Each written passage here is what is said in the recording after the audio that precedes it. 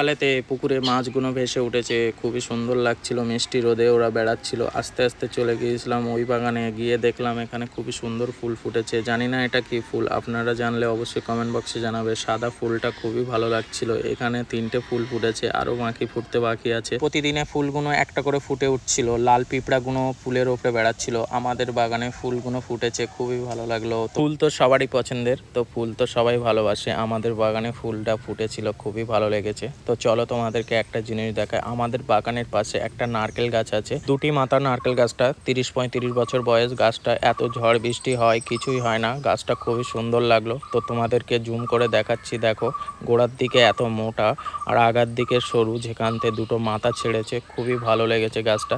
তো কেমন লেগেছে অবশ্যই জানাবে, আর এরকম গাছ তোমাদের ওইদিকে আছে কি অবশ্যই কমেন্ট বক্সে জানাবে।